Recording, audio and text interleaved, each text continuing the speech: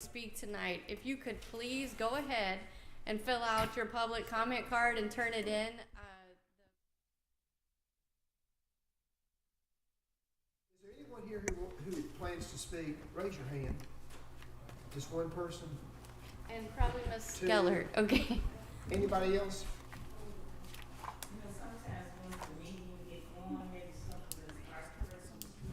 If you're thinking that you might want to say something, I recommend you go ahead and fill the card out, because you may, just for procedural reasons, not be allowed to speak later if you decide you want to speak.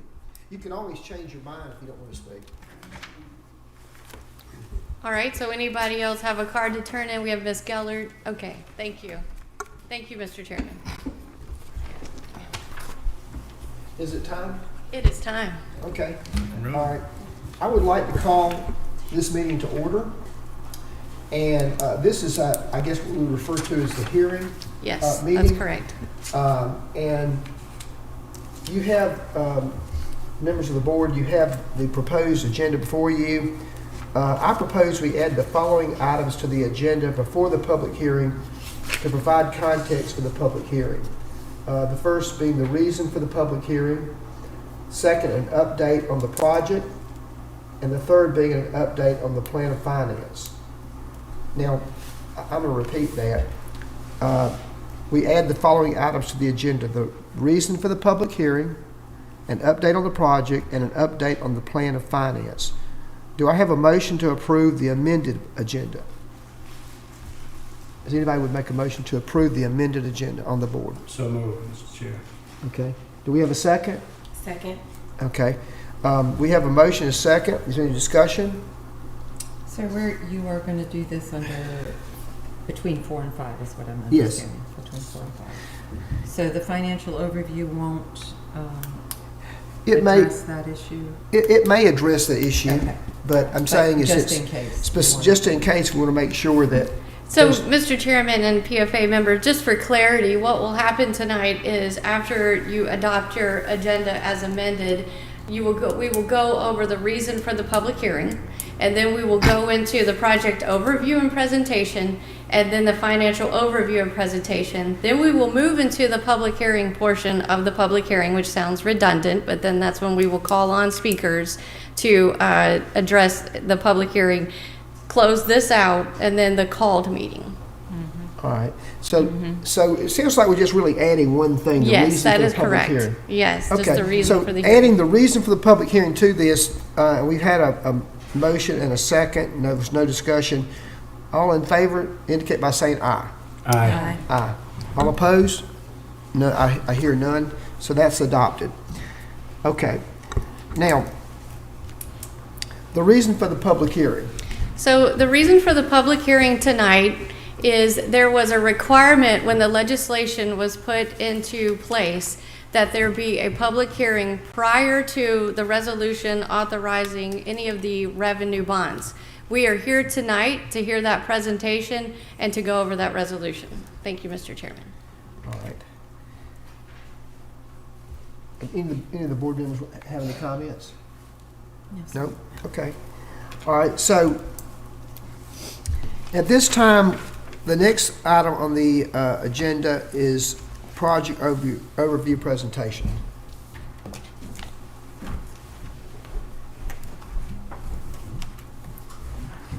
Good evening. I am Sue Sanders, the Chief Operating Officer for Rockdale County, and also have been the project manager on this project since 2017. I also have from our program manager on the project, Megan Kosakowski, with Comprehensive Program Services. So I'm going to start the presentation and then turn it over to her a little past the middle. Okay, some of this is going to be repetitive of what I did at the last meeting. But I did want to make sure that we went over it again since we are streaming, and this is the official public hearing. Okay? All right, next slide, please. So what I wanted to talk about today, first was why we're doing the project. Second is what's been done. Third, talk about what is in progress and go over the project goals again. And then I will conclude with questions. Next slide. So the why for the project, really important is the space. We're out of space.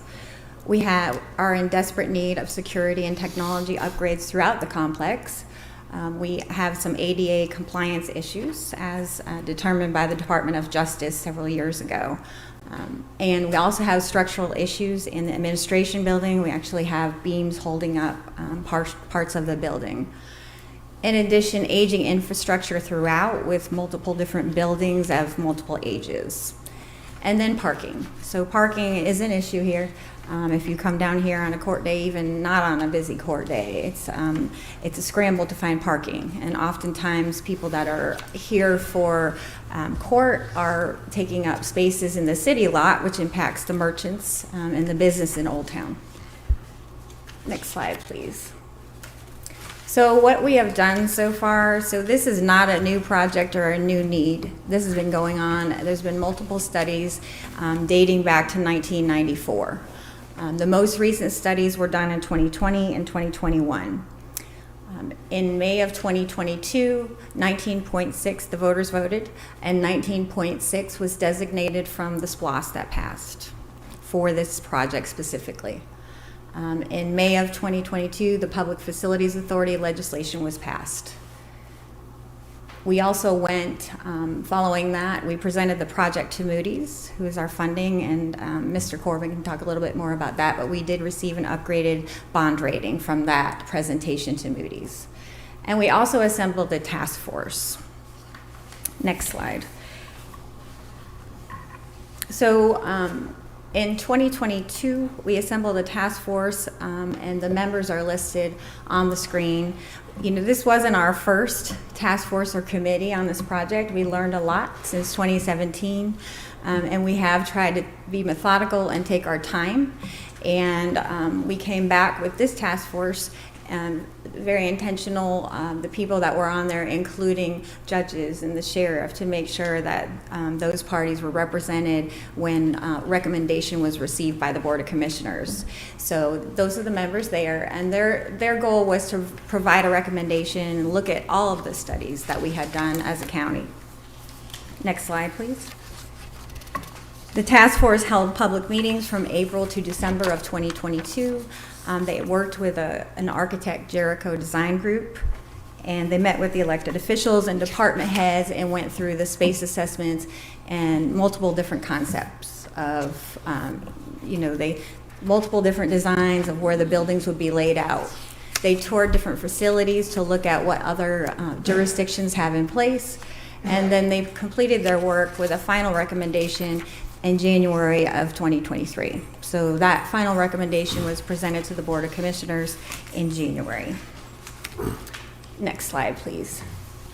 So the preferred plan of the task force is what you see above, and that was the layout. This particular layout includes the movement of Milstead Avenue, which, as we discussed it with the task force, that is something that would have to be looked at with a traffic study, and also talking to the other jurisdiction, which is the city of Conyers, and to determine if this was a viable option. So next slide is the alternate plan. If the traffic study determines and also talks with the city, determine that moving the street is not in the best interest, this is the alternate layout. And as we've been working with the designer on the project, if this is the alternate plan is the one that is chosen, we do have a plan that we're working on to have a passageway for pedestrians to go under, raise up Milstead, and a passageway underneath to allow that the pedestrians to cross without crossing the traffic. Next slide, please. Madam COO, Yes. if I can interrupt. Mm-hmm. What's the cost difference? I guess with the alternate plan that the county has adopted, what makes the first plan not feasible? Because it seems like the first plan provides more benefits for the citizenry here in Rockdale. You know, with the larger green space, you can do more activities. You can kind of give you a feel like Snellville. or something on that order, sort of like a little quadrennial or something. And I'm just concerned that moving to the alternate plan is just, it's not a good long-term view.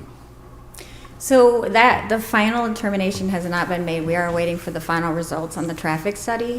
But some issues that we've already come across is concerns actually from the surrounding neighbors about what moving the street would do.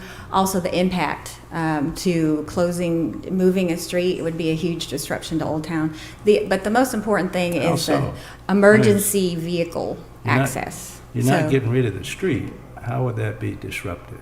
Major disruption? This is the concerns that we're hearing. So, but it will be more costly to move the street. But we don't have all the final numbers on that. We're in the design stage at this time. Yeah. So once we get the traffic study, we'll discuss it with the city of Conyers and look more into that and make the final determination as we are designing the complex. It looks like I guess the first option, that you go around the parking garage, but you have to like take a right turn there and then go up that way. So you're concerned that emergency vehicles who are trying to go fast would have a hard time doing that, plus not to mention traffic backing up because of just having to make that maneuver.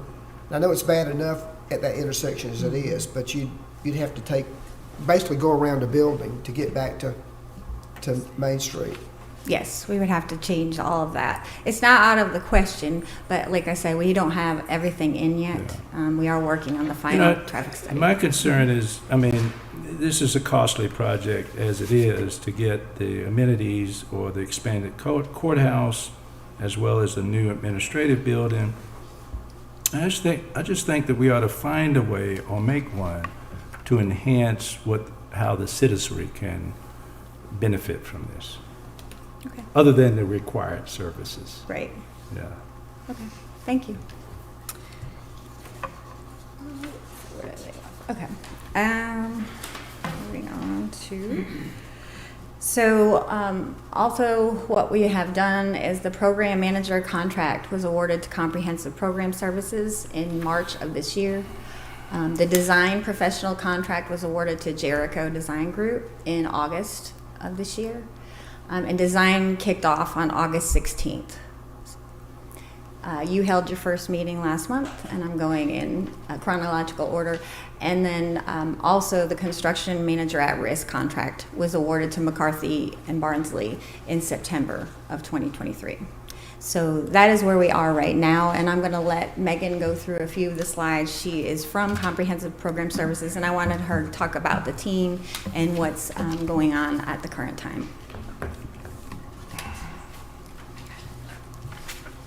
Good evening. One thing I do want to take a quick note about and kind of second what Chief Sanders mentioned is we do hear the concern about Milstead Avenue, and that is one of the things that the team is studying is are there ways to make sure that we're activating that green space and bringing that, regardless of whether Milstead remains where it is or moves to the other side. We want to find alternatives and ways that we can activate that green space and have pedestrian access between the two, so we don't really feel like it's cutting off. So that is something that we're exploring further, because we understand we want this to feel like a complex and feel like it's not kind of cut off, right? So Right. Well, it's also important for this amount of money that the community who does not access the courthouse on a regular basis sees the importance of what this will do for the community. Yeah. absolutely agreed. And that's one of the things that's so exciting about the project is how it can be, bigger than just the basic services that are needed, but about the community. Right, yeah, again, I would strongly recommend that the county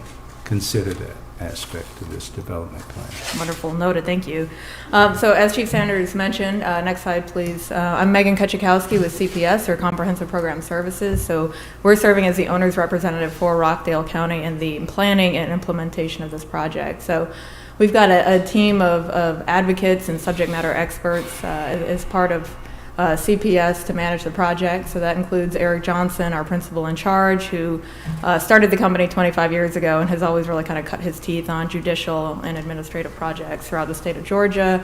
Myself, Anya Matthews, who's serving as our lead program manager. We also know, again, how important it is to make sure that we have continuous public relations and community engagement throughout the project. So as part of our team, we have Ohio River South, and Howard Franklin is taking point as principal for that group to help with that effort. And they do a lot of that throughout the metropolitan area and also throughout the state of Georgia. And then Tom Sharon, who actually used to be on the other side of the table, working as DA and also a court administrator. So he really understands the operational needs of the judicial piece of the project. So we have him on board as that subject matter expert as well. Next slide, please. Here's just a few images of some of the projects that CPS and our consultants have done, including the Cobb County Superior Courthouse, where Tom was actually our client before he retired and came on to help us as a consultant. We've also done some other projects throughout the state of Georgia, including Clayton County, and then Tom actually worked on the Hollings National Advocacy Center, and the Anya Matthews, who you saw, was worked on the planning of the Nathan Deal Judicial Center, the Supreme Court building downtown. So it's just a little bit of our experience that we went through in the pursuit phase of the project, and that we're applying some of those types of program information to this project. So next slide, please. After we were selected, we helped with the team selection process for the design professional and the construction manager. The design professional was the same entity that performed the task force, Jericho Design Group, and they also brought on as additional support a company called Nelson Worldwide, and they're really focusing on the administrative piece. And the reason that we like that is that allows us to kind of, have two separate teams and allow us to continue with, double resources from both entities. So Megan, don't take this the wrong way. No, please. But So I'm sorry to interrupt, but quickly, just a housekeeping item. Make sure you're speaking into your microphone. Also, the people that are listening, because we're streaming as well, they can't hear it, so we just got a little notice. So thank you. I'm sorry, and there's a nice little note up here that says, please speak into your mic. So you now have Jericho and you have Nelson. Nelson used to be Wakefield Beasley, correct? That's correct, yes, ma'am. So we are paying two architectural groups. We are paying one group, Jericho Design Group. Nelson is a subcontractor to them, and so it's not double the cost or anything like that. It's just the administrative building is being designed by Nelson as a subcontractor under Jericho. So Jericho is kind of weaving everything together, but they're focused on the judicial piece. Nelson is focused on the administrative piece. So it's not costing extra, it's just allowing, rather than Jericho having a team dedicated to the judicial piece and a team dedicated to the administrative piece, we've got the capacity, because everybody's really busy right now. This allows us to have the capacity of two separate teams working, but it's, instead of just Jericho having two, it's separate teams from both. But the contract is with Jericho Design Group. Could you expand on the WBE and the MBE participants? Yeah, absolutely. So Karen Jenkins is with Shear Structural. They're our structural engineering partner under Jericho on the project. And Karen started her company about 7 years ago, and she is a certified WBE. Okay. Nathan Hammond is providing with Hammond Engineering Services. He is the founder and principal at Hammond Engineering, and he is a certified MBE. Yeah. And I would be remiss to not mention that as part of our team, Anya Matthews, the lead program manager, she is a certified WMBE. She AGB Construction Group, and then Ohio River South is a certified MBE. Is there any disclosure from the prime, that is Jericho, of the splits in this arrangement here? Yes, I believe we do. I don't have that in front of me, but that is something that we are tracking for the project holistically to make sure that we're achieving diverse and local participation. So we are tracking those percentages, and these will apply to those overarching. So they will be disclosing or have disclosed rather those. Could I ask that we get a copy of that or some reporting of that? I'm looking to Chief Sanders. We'll coordinate through Chief Sanders, but absolutely. Okay, thank you. All right, next slide, please. So McCarthy Barnsley was selected shortly after Jericho Design Group as the construction management team. Bobby Campbell is the business unit leader for McCarthy and serves as executive VP for McCarthy. And then Rob Schulten is a vice president at Barnsley, who is a certified WBE. He is serving as the executive vice president for that entity. That is a joint venture because this is a significant project. A large project. We want to make sure that we've got the focus and the team on it. One of the other things, since you were asking about the WMBE that you saw on Jericho's slide, Stephanie Lee is employed with McCarthy, and she is a diversity and community outreach manager and has national ties and serves on national boards as it relates to ensuring diversity in project selection. So they've been a real help and resource to make sure that we keep that at the forefront and have plans in place to ensure local and minority participation. All right. Next slide, please. And Chief Sanders, you want me to go over this one? Okay. So as far as what's in process, we are doing public outreach. We had a session in October specifically to talk about how companies could get involved in the project and make sure that they know that they can be aware of what's going on and get on mailing lists and things like that. We'll continue to have outreach sessions throughout the project, starting again next year. And then we are going through site due diligence. You heard Chief Sanders talk about the traffic study, and so now we're going through some costing to look at the cost of rerouting Millstead and some alternative options. We've done the geotechnical services and the surveying. We'll also be doing some utility mapping. This is called Rockdale for a reason, this county, and so we want to make sure we know as much about the subsurface conditions as we can and the utilities and where they're located. So we're going through that due diligence now. We're also verifying the program space requirements with the department heads and the elected officials, and making sure we also have room for future growth, which has really been at the forefront of what Chief Sanders and Director Andrew Hammer, what they've been asking for is to make sure we continue, that this is a facility that's going to be able to operate for decades to come. And then we're going back and aligning that budget with that scope. Megan, who did the geotechnical and surveying? Is that local or? It was, the surveying was local, it was Patrick and Associates, Yep. and the geotechnical was GeoHydro Engineers. Okay, good, thank you. Are you, in part of this, are you monitoring how much local talent is sourced for this project at all? Is that part of your reporting? Yes, it is. Is that something you plan to share with this commission? Yes, absolutely. Okay. And my concern is that we have not just paltry participation of WBE and MBE, but something substantial enough that's representative Absolutely. of who's in this county. Absolutely. And I hope that the teams that have been selected thus far show that the, both, the program management, the design professional, and the construction management team, a big part of why they were selected, I believe, by Rockdale County was their commitment to sharing that desire and that goal. Okay. So. All right. I just want to make sure we're at least monitoring that. Yes. Right? Oh, absolutely. Yeah. Yes. Okay. Thank you. All right. Next slide, please, and I'm going to turn it back over, I believe, to Chief Sanders. Okay. Okay, so we are still, like I said, in design, so the square footages are approximate, but this is pretty much a ballpark of where the square footages will be.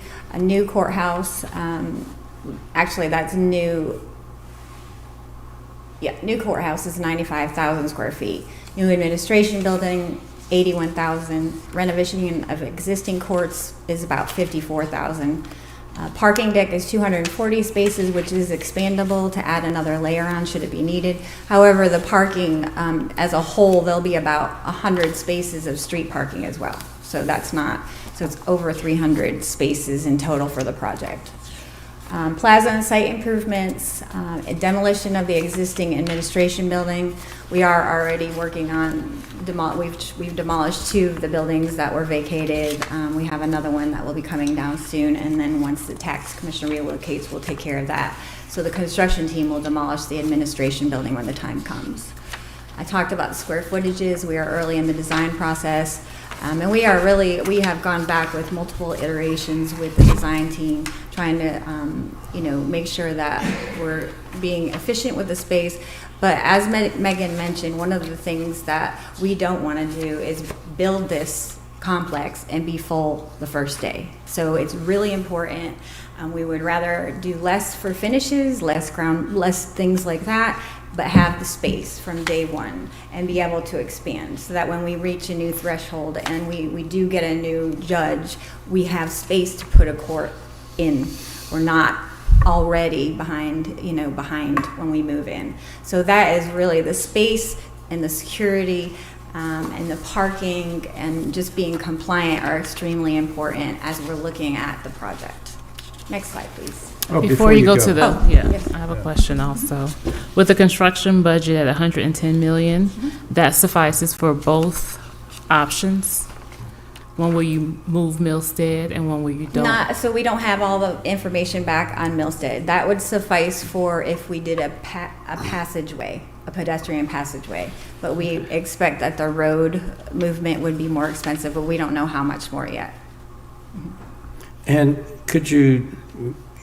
the construction budget is 110, that's hard construction dollars to a construction contractor? Construction contractor. Doesn't include the soft costs, like the architectural fees? No, it doesn't include things like Int- technology, audio, visual, furnishings. Furnishings. Yeah, And and then we that's also, subsurface issues, there is contingency built in for that because we have testing, but once we start really digging, then we're not sure exactly what we're running into, but we're still in the testing phase. So the 140 versus the 110, that includes, or the 30 million, that includes the soft costs, Yes. architectural fees, the interest during the construction period.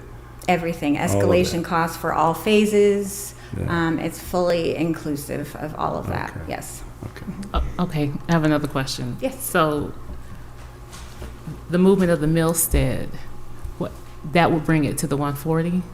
So I'm just confused at why we're considering the movement of the Millstead if it's not a part of the 110. Is it between the 110 and the 140?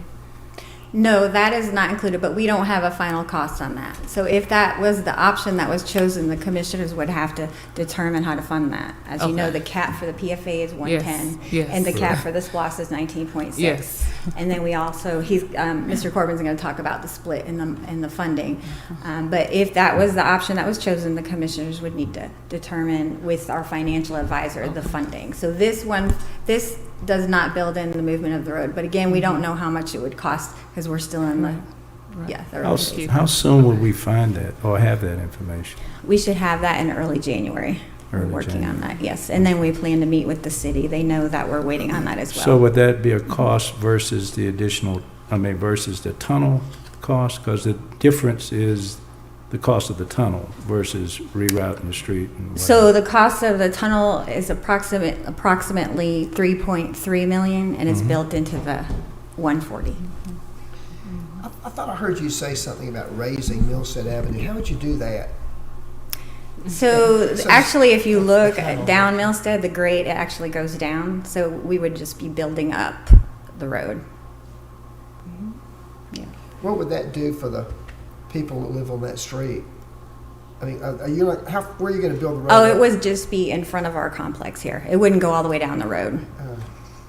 But you're talking about a tunnel underneath the existing road, correct? Not existing. So when we take the site grade is going to change there'll be some movement there. But I'm not the engineer, so Understood. but we actually have a picture. I didn't bring it tonight because it's very early in the design, but our transportation director said it's very doable. So we keep talking about the 110, 140, Yes. understandably so, lots of money. Yes. What are we doing, and maybe this is more of a Megan question, what are we doing to assure that we keep going out and checking with subs? Because prices can go up, they can go down, and honestly, you know, I'm looking for the down part, obviously, more than the up part. Aren't we all? Yeah, exactly. Yeah, so it's a great question. We have check-in points throughout the design. This is actually, these numbers are already with subcontractor, trade contractor input, but we do have points, I think the next one being February, to recheck those numbers and continuously vet that. And so, and we're going to multiple entities. We're not just going to one, grading contractor, one mechanical. They're actually going to multiple entities to continue to check those numbers until we get to the point of releasing packages. We also, sorry, lost you for a minute there. Can you hear me now? We're also wanting to make sure that we're always hopeful that numbers will go down, but in case they do not, we have escalation worked into these numbers based on when we anticipate package releases. So we've got that accounted for, as best as we can, look at our crystal ball. We've got escalation numbers looking forward too, so that we're not, coming back and having, issues in, say, July of next year. So this is a to build number, right? Yes.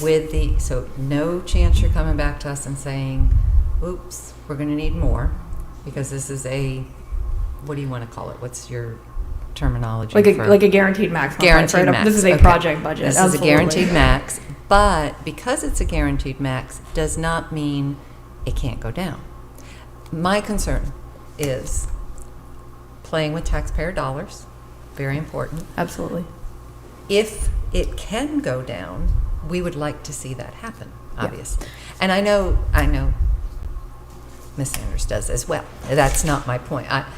As from our side, purchasing the bonds, which is our whole role and job and doing, if we can save money and put money in another part of a project into, as Mr. Murphy said, the soft costs maybe, because we're not going to, I am nowhere near understanding a project of this size, but I personally right now am working on an $8 million project, which is huge to me, right? We have a guaranteed cost, and we keep going out before we go to that next line item, so to speak, and looking for a better cost. So I'm assuming that you're going to be doing the same. Absolutely. And so that's why these check-in points are just estimates. Okay. So when we get to the point of being able to have the design far enough to release, those are going to be low bids that we select. And so, the construction manager, by the way, shares the interest. That's why we like this delivery method. They share the interest on bringing costs down, because what that does is that allows for you to get other scope adds, right? So, if you wanted to do a little bit more with the plaza, there's opportunities there. And so the construction management team recognizes that. So as we get to the point of bidding packages out, if there are savings, everybody is aligned that we want to find the best absolute price for Rockdale.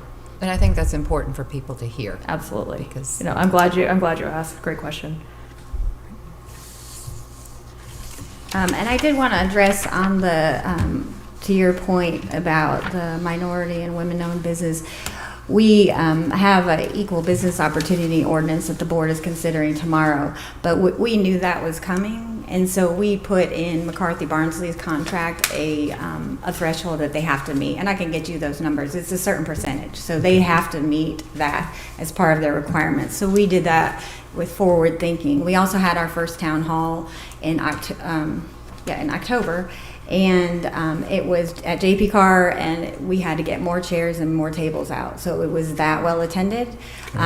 We just went to a ribbon cutting this morning at the chamber for McCarthy Barnsley.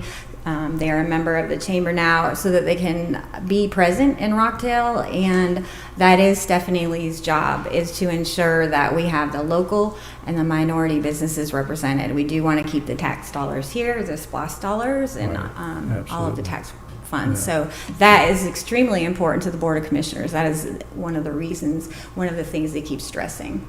And this is my last slide, and like I said earlier, we want to really ensure that we are not just planning for today, but tomorrow and then 20 to 30 years from now.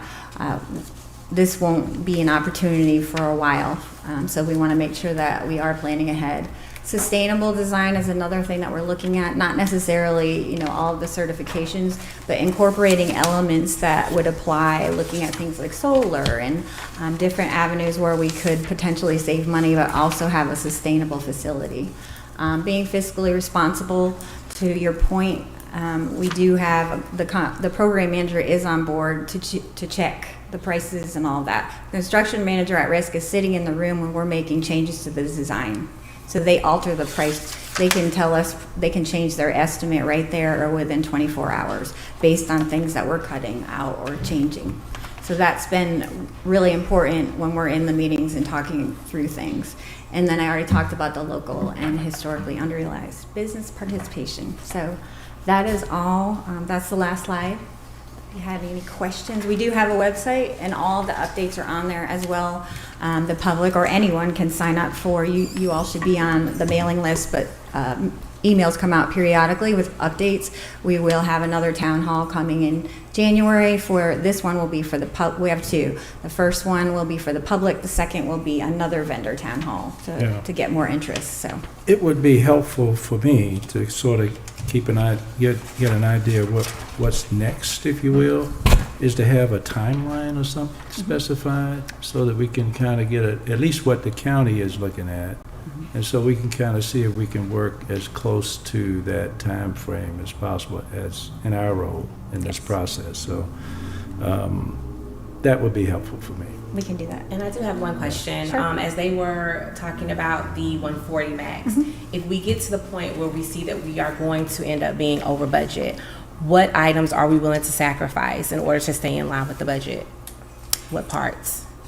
So we are already looking at different ways. Like I said, we'll cut finishes, we'll cut out things like that. So we are looking at, this is not, originally when it was looked at, it was in 2018, the square footage that we were proposing at that time was much higher. So we have cut out this is a needs. This is not, there's no wants in there, there's no cafeterias, this is space for operating. So that is what we're trying to keep is the space. So we are looking at different things like what systems do we have in the building that we can reuse? Can we just purchased maybe a year and a half, 2 years ago, metal detectors for the front doors. We have a chiller on the roof that was purchased as well. So utilizing systems in place to cut down on the cost. So we are looking at all that. But we will not could be coming back to this board, this authority for any more money. 110 is the cap, so we cannot come back to you. So that is, that I just wanted to make that point clear. I'm sure Mr. Corbin's So for clarification, we're moving from an existing 54,000 square foot for the existing courthouse. Yes. And adding 95, so we're almost tripling our capacity. Yes. Well, that's existing courthouse, which doesn't include the Clay building, and we're bringing out the district attorney's office from leases, the public defender's office from leases, the DUI people that are in another lease facility. So we're bringing all of these properties and leases that we're paying, we're going to put them in one facility. So the 54,000 is just the existing courthouse. That doesn't include all the other properties that people are housed in at the moment. I see. And if you could put it in perspective, the new administrative building, how much more space is that? If you can refresh my memory. You've got 81,000 square feet. Our existing administrative building is how many square feet, just in comparison?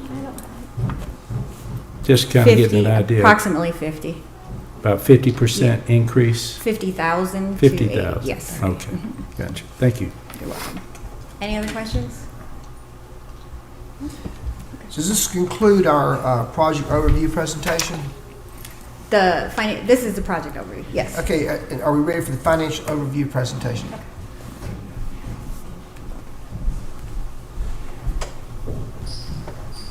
Good evening, members of the PFA. I'm Michelle Irizarry, the CFO here at Rockdale County, and I am proud to present Ms. Shanique Stewart, who is going to present the financial overview for you.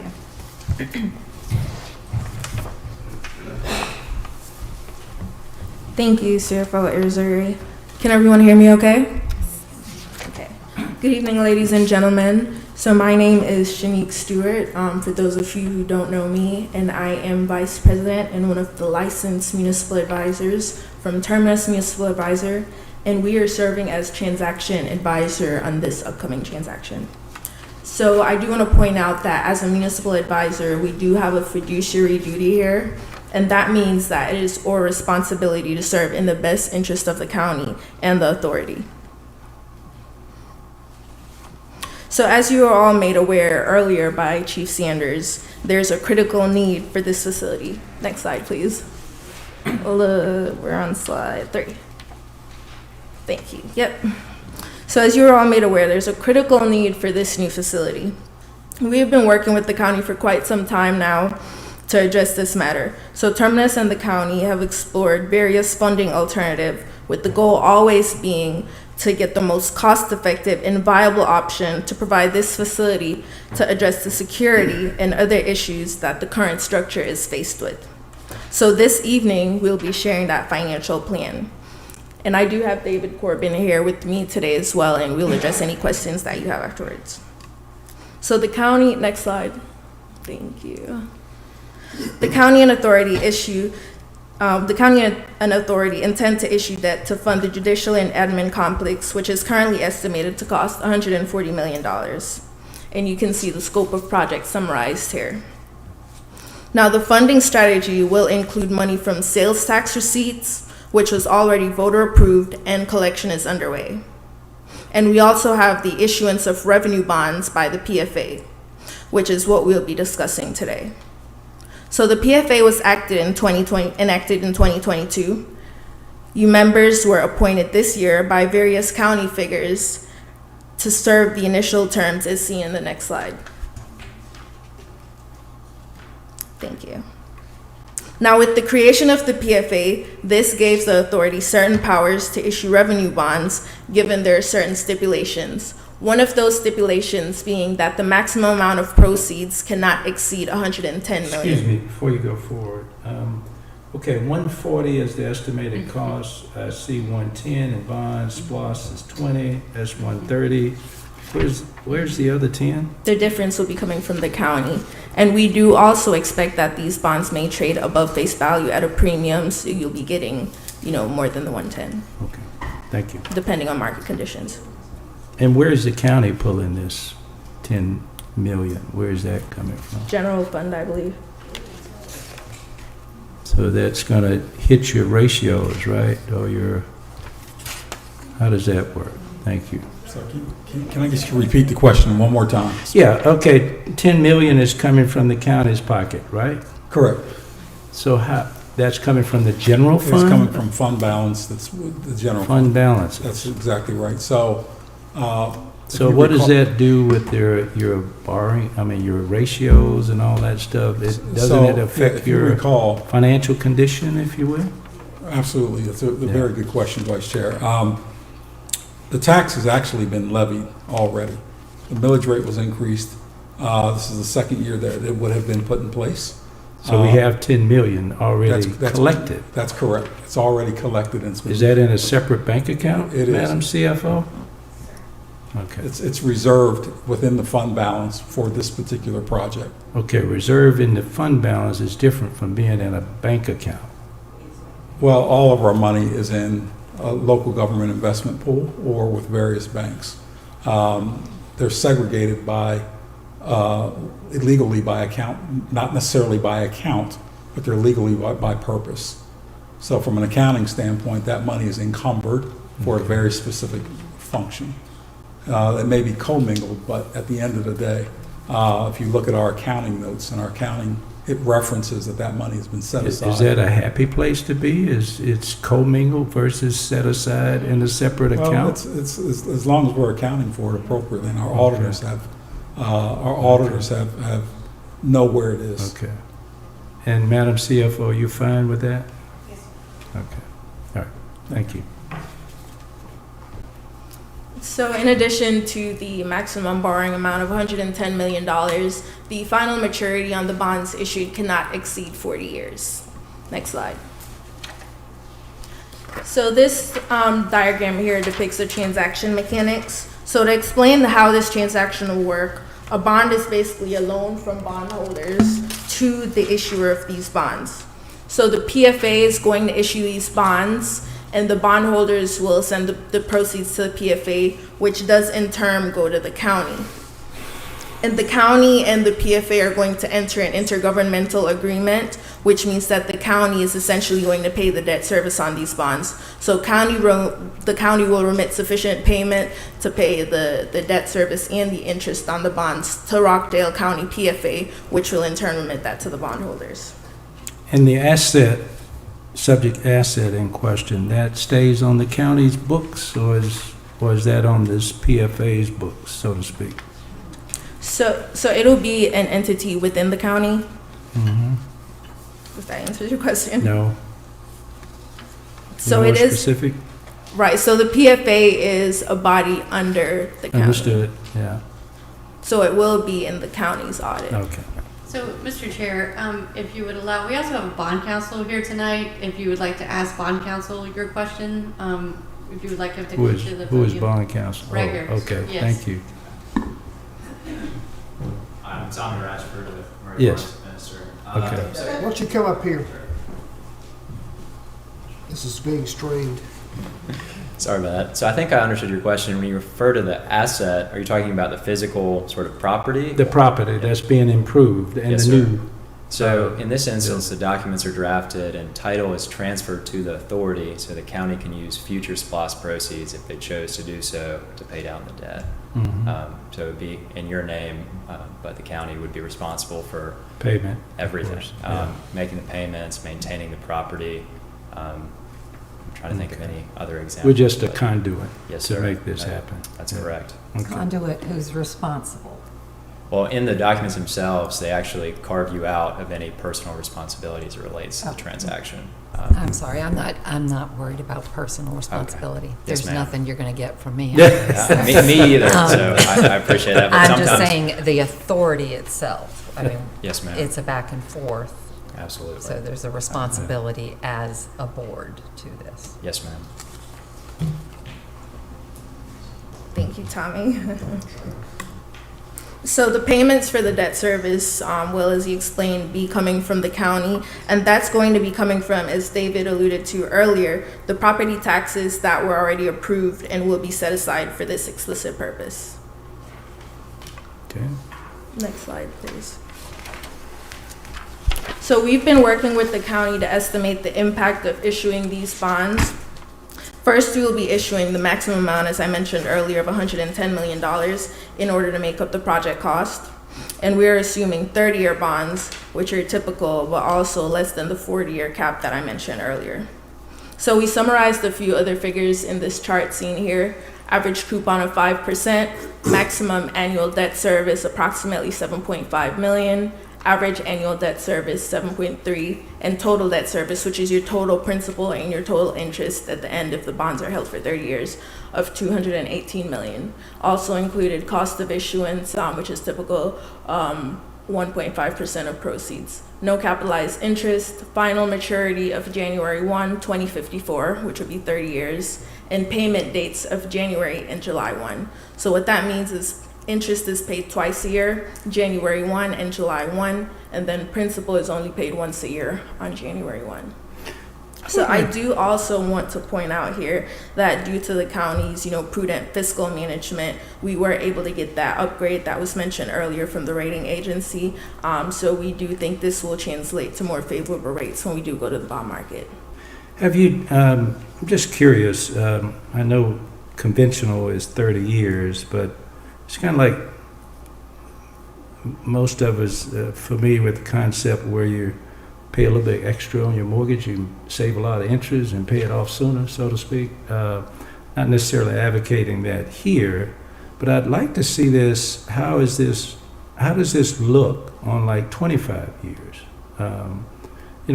When you look at this, you're paying back more than double over 30 years, the amount that you borrow. And it's a lot of money. Yes. I'm sorry, Mr. Chair. No, you're not, Adam, go ahead. Yes. No, so the question is what happens if we shorten the period. Yes. The debt service amount goes up, the principal and interest payments go up. Understood. Of course, but by some amount. So the shorter the time frame, the more Right. you have to raise the debt service. Does it make sense to maybe look at it, or do you normally just, when the interest rate go down, you got favorable rates, you just refi? Well, that's what, typically, the bonds will probably have a 10-year lockout period. Most bonds do not, they mature in 30, but most bond issues these days, because of where rates have at least been in the last 10 years, Yeah. people refinance them, look for opportunities to refinance them over time. Correspondingly, if you allow the bond issue to go longer than 30 years, the debt service goes down. I think the most critical part of this discussion is you've got a building that's going to be in place for the next 100 years. So how do you match up the life of the asset itself Right. and also the financing, right? So 30 years has been the sweet spot. In the last couple of years, particularly, we've seen not only corporations, but schools are borrowing on a 100-year basis now because the asset's not going anywhere. You're going to live and work and play somewhere. So they amortize over 100 under years. 100 years. Yeah. So the county they're the ones going to be servicing the debt as they go along. Correct. And so that 30 years would make it less painful to service the debt than to have to do it quicker. Correct. And the other thing about it, you have we're proposing an average coupon or a fixed rate.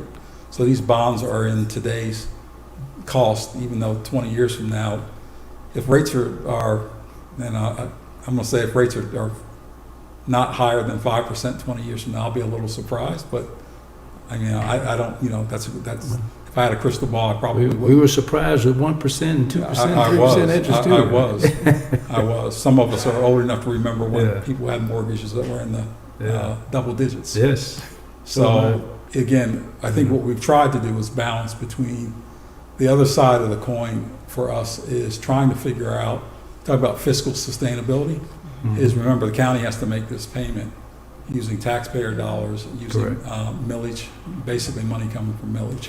So we're trying to make sure that the ratio of the debt service payment to the budget is within a reason. I mean, it's still about, do you have enough credit at the end of the day to pay? So the good thing is in 2030 or 2035, whatever payment you lock in today will be the same as it is in 2035, right? So you can't really have it both ways. So we're trying to.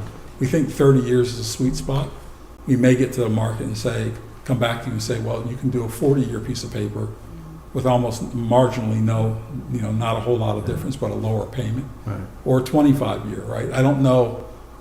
After having been a homeowner now more times than I can probably think, I'm not sure the advantage of paying it off soon, because you have an operating asset that will be here again, probably longer than my lifetime. Understood. Yeah. And certainly times such that if it needs a major overhaul, that you paid off these bonds by then. Agree. Yeah. Agree. Hopefully if there's additional SPLOST dollars at the end of that period, they can be used back into this project if they're there. You can vote, theoretically the community 6 years from now can vote to use future SPLOST dollars if passed to pay down debt. I mean, there's a number of things that you can do. What, if I can ask, you familiar with and having seen the county's financial statements, what is the debt, what I call debt to equity in a for-profit So right way, now, but what is the debt to equity now versus what will it be once these bonds are issued? How much debt? Yeah, so not, we'll give you not dollar-wise, but percentage-wise, if you would. Yeah, so the number I always, as a percentage of the budget, of the annual operating budget, it's about, right now it's about 2%. 2%. Not quite 2%. Okay, and this would make Once it this is done, it will peak at probably 7.5% to 8%. Is that good? That's about where there's not a whole lot of capacity after that, right? I mean, the county has to grow at times, and again, if you think about it, you're going from, say, should we be hitting that capacity just to be conservative, right? I think the 8 to 7.5%, 8% is a really good number and the rating agencies upgraded us based on that output. If I told you it was 12%, you're going from 2% to 12%. That's That a, could be I mean, it's already a big jump.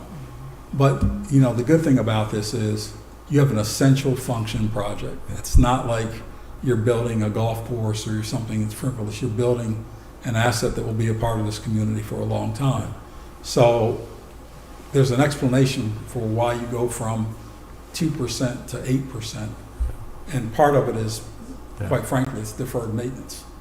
You know, we went from not having invested in that facility, these Correct. facilities Yeah. for I can 30 see or that. 40 years. You don't really have a whole lot of options in that regard, other than to stay where you I are. can certainly see that. You'll never be able to accumulate enough money on a pay-go basis over time. It's like, well, I want to get a house, but I don't Yeah. want a mortgage. But So- if I may, you indirectly answered my question. My question is, what's the total debt of the county now versus what will it be after this is issued, right?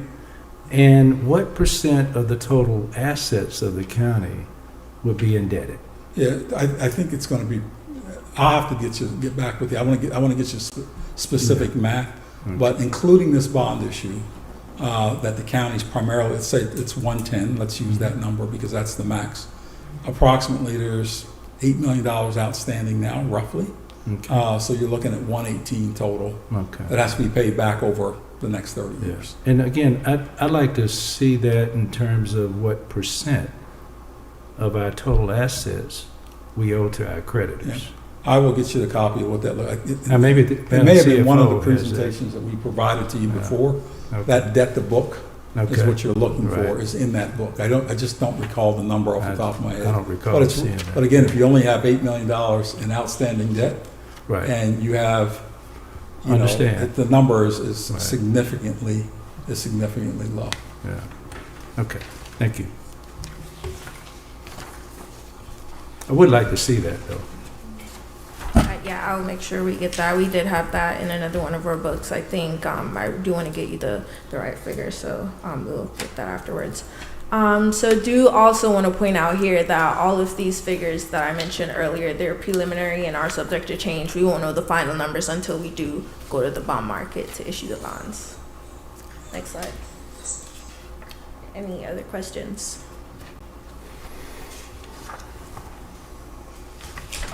Thank you. Does that conclude your financial overview presentation? All right.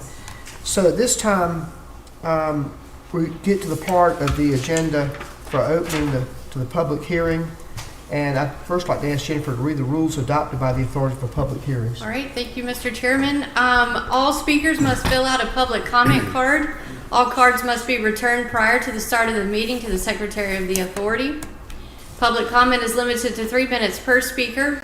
Comments are limited to the revenue bonds proposed to be issued, and speakers are to address the chairperson, almost called you Judge Todd again, and not each other or the audience, and are expected to conduct themselves in an appropriate manner. The use of abusive or profane language shall not be allowed. No debate or argument between speakers and/or members of the audience shall be permitted. I believe we've handed over the public comment cards to you, and we will begin the timer when you call up the speakers. All right, thank you, Jennifer. All right, I would call as the first person to speak, Charlotte Gellert.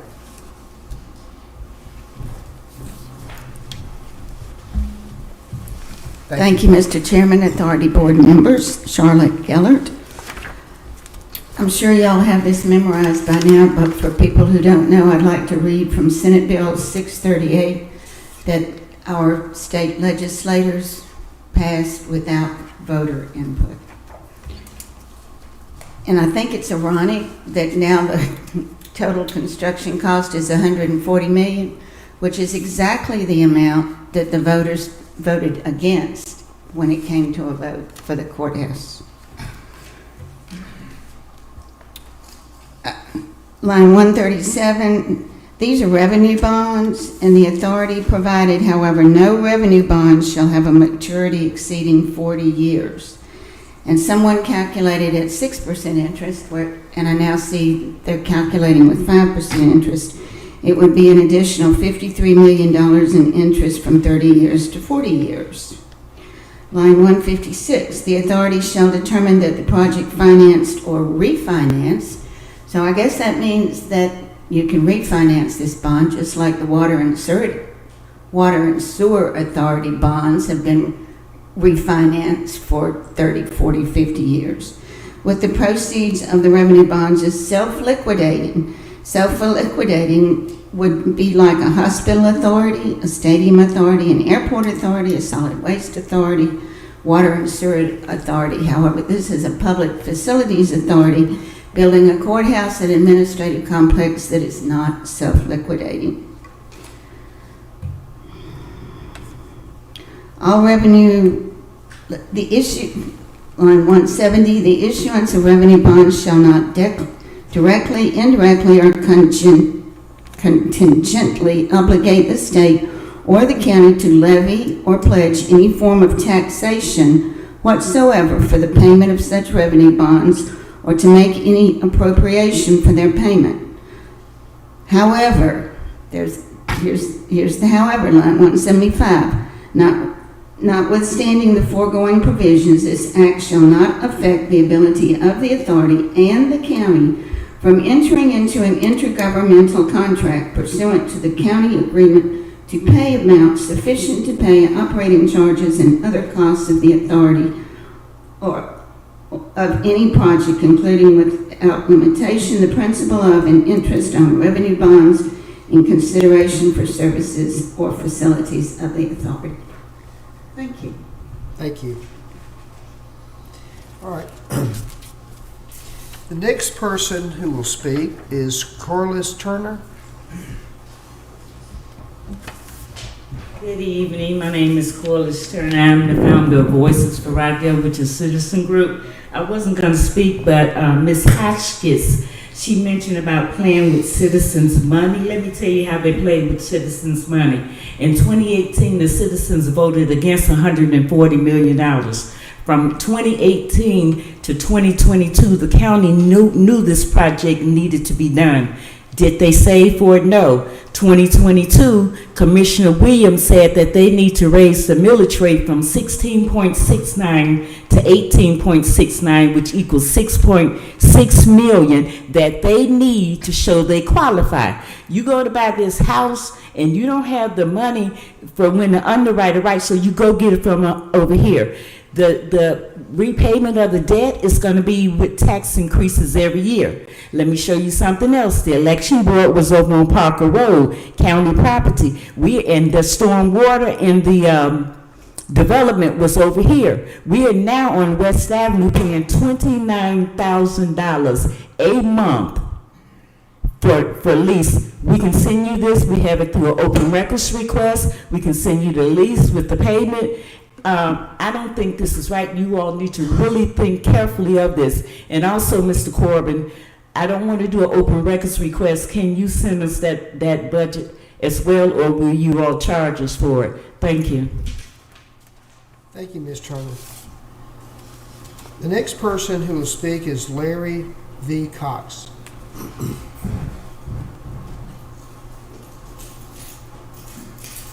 In 2018, the citizens of Rockdale County by 70% voted no, not to issue general obligation bonds in the amount of $140 million. Yet today, we see a budget for a facility that is budgeted for $140 million. I'm in the construction business myself. Build highways, bridges.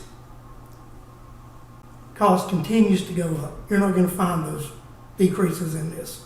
The last 3 years, my costs have went up 35%. I put escalators in. 13% escalators, cost went up 35%. I'm going to tell you right now, this was merely an end run around the citizens of Rockdale County. This Board of Commission was well aware the citizens of Rockdale County would never approve a $140 million obligation bond. In reality, this is nothing more than a general obligation bond disguised as a revenue bond. Typically, revenue bonds are generated in two ways. One, you build something that generates revenue, like a toll road, a bridge, something of that nature, a utility. Or you have you put in a specific tax generated revenue bond. Well, we're going to get taxed, but the legislation doesn't say that we were going to get a specific tax. Then we ask about, well, why not do this with SPLOST? And as a taxpayer and someone who suggested that a facility like this be done with SPLOST, was very irritated when I hear the county come up here today and say we can finance some of this or pay some of this with SPLOST, when they kept saying if we do it with SPLOST, we won't be able to have Parks and Rec.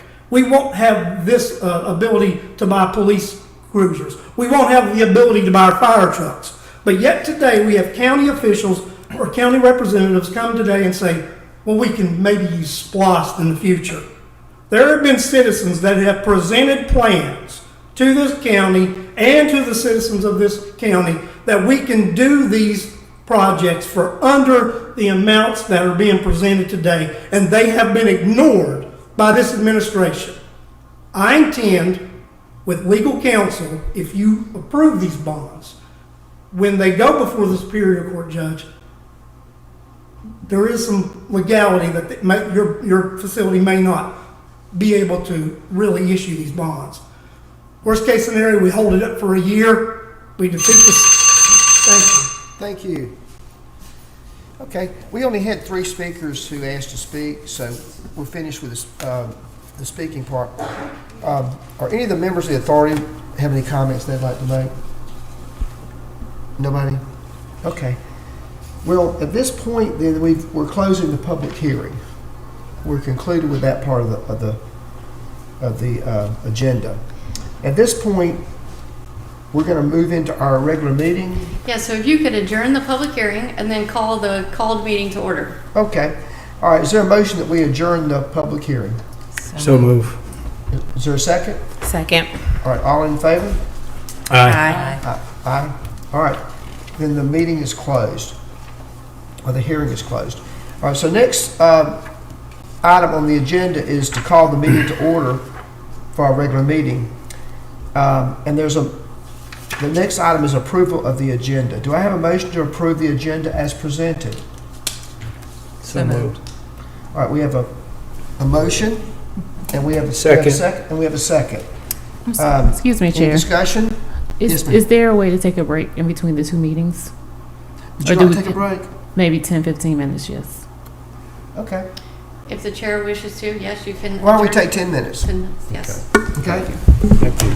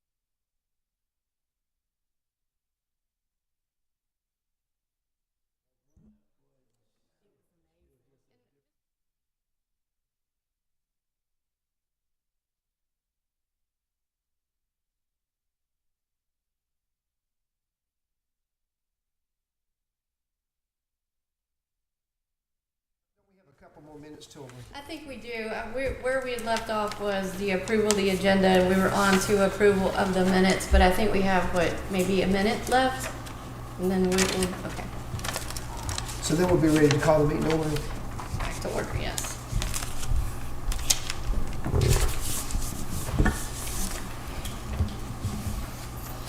Do you need these cards back? Yes, please, for the record. Here, Thank you.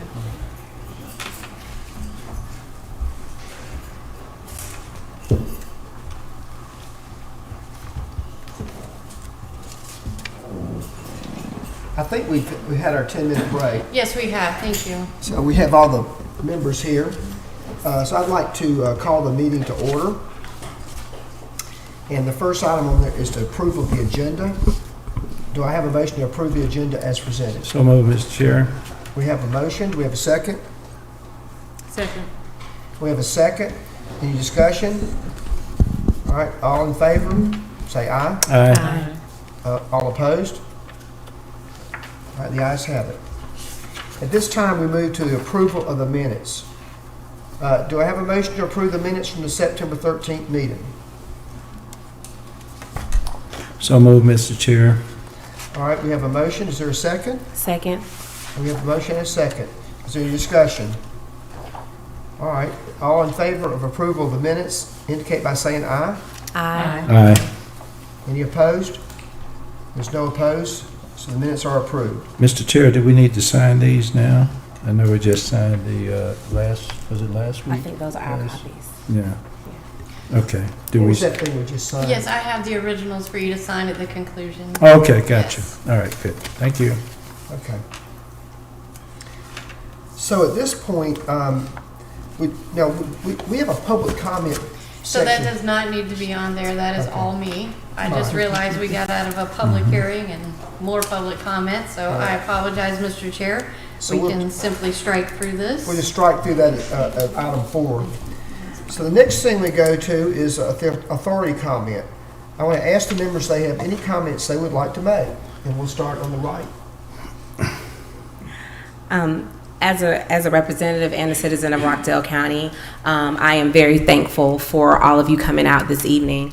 We understand the importance of this structure, and more than anything else, it's about creating a safe place for the ones who are here to provide day-to-day operations for our county, and to keep our county safe. So I want to say thank you all so much for coming out. We have heard all of your words, and we have taken those to heart.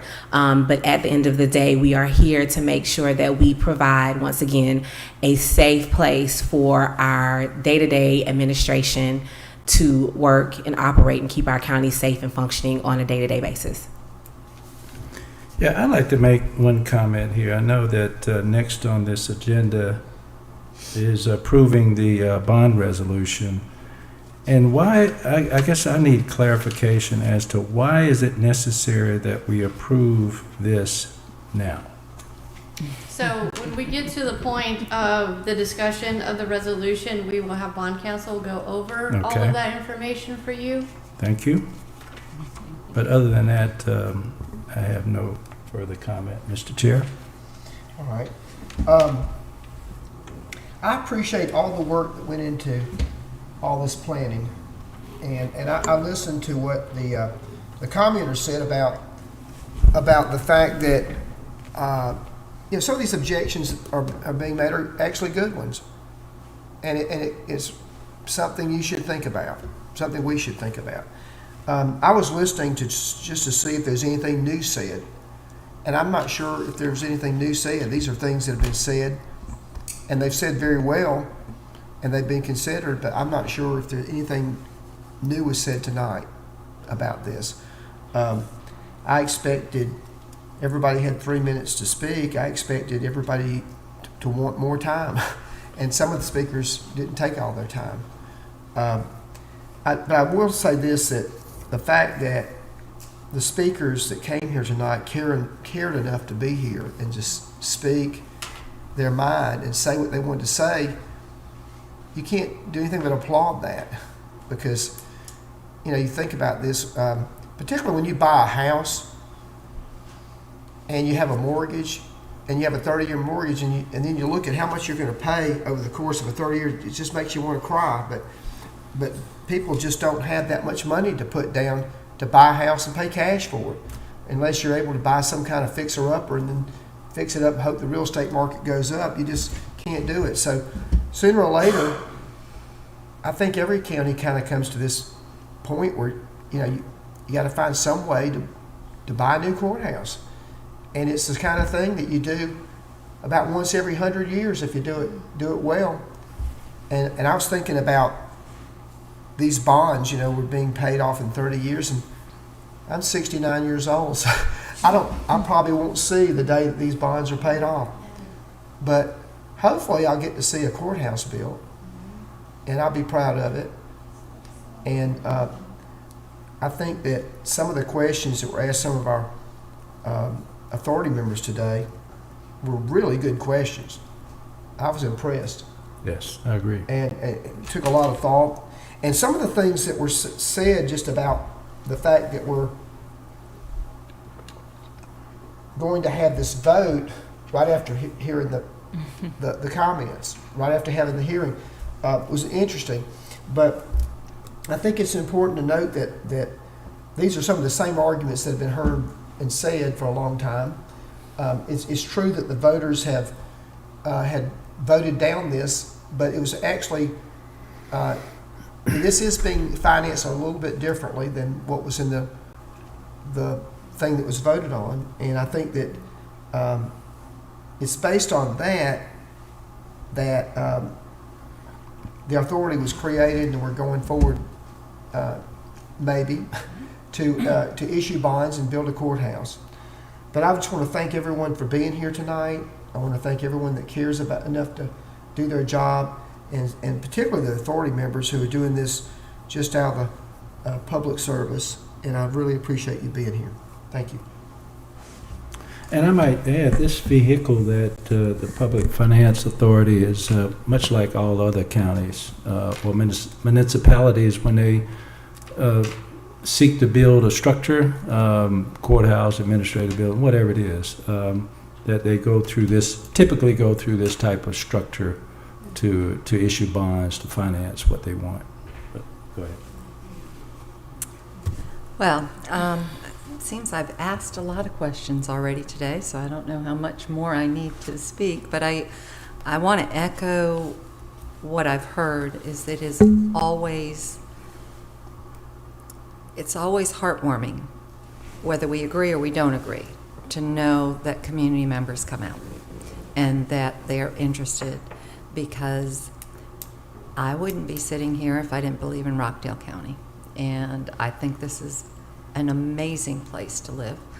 I personally feel that, like Mr. Todd, I won't be alive when these bonds are finished. However, I will see this courthouse, and I think this community should be proud of the fact that this administration, these ladies who have worked extremely hard to make this happen, are doing their due diligence. We're asking some tough questions, but they've done their due diligence. These people aren't being caught off guard by anything we're asking up here tonight. They've already been asked, and that's because our people for this community have asked those questions, and they're wondering and making sure. I'm very proud to be a part of this authority, and I don't make anything, and I guess I have to watch how I say things, because I can be a little snippet and sarcastic, but I want to tell you, I don't think anyone here feels they're playing with taxpayer dollars. We are involved with taxpayer dollars. I need to be nicer about that. I don't think I'm playing with taxpayer dollars. There's no play going on here. This is important, and I'm very glad that we're moving forward with it. Yeah. Thank you. Well said. So December 2019, that's when I became a Rockdale citizen. So I feel honored that my district attorney our district attorney saw fit that I could sit here amongst you all. I've been introduced to Rockdale in the most amiable ways. I felt the love from so many of you all over the past 4 years now. And then being on this authority with our county officials, with my fellow PFA constituents, I felt the love. I appreciate the history lesson from you all. I appreciate you all coming here and sharing with me because I don't know as much as you all do. So I need that. I need to hear from you all.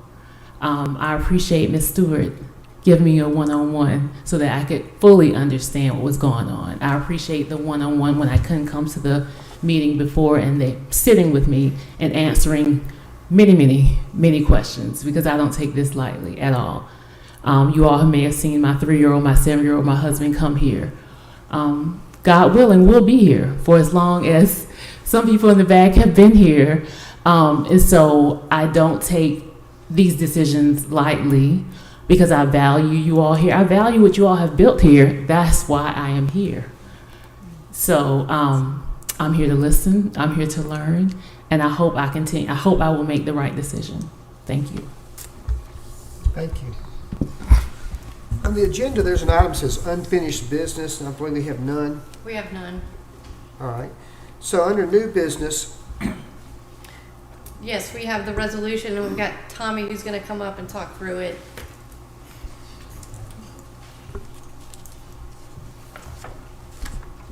Good evening again, members of the authority. My name is Tommy Ratchford. I'm with Murray Barnes Finister, and I work for Roger Murray, who you may remember in one of your prior meetings. And along with Cotter, we've worked on drafting these documents that you have before you this evening. And I appreciate the opportunity to be here to talk through them with you and answer any questions you might have. Generally, the resolution authorizes, as we've talked about, the issuance of revenue bonds in an amount not to exceed $110 million and at interest rates not to exceed 6.5%. The resolution also authorizes the execution of an intergovernmental contract between the authority and the county, and under the terms of that contract, the county is required to pay the authority amount sufficient to pay the debt service on the bonds. The bonds, as we've talked about, are limited obligations of the authority and are payable solely from the contract payments. And as we were alluding to a little bit earlier, the reason that we're asking you to adopt this resolution today is it allows Cotter to institute validation proceedings in Superior Court and validate the bonds, which gets you to the same point where the SPLOST bonds have been taken. And that allows the county to, when they're ready to award a construction contract, to enter into that contract because they have an available source of funds. And at that point, the bonds would be sold and we'd come back to you for approval again to issue those bonds. How long does it take to validate bonds, or these bonds particularly, you would estimate?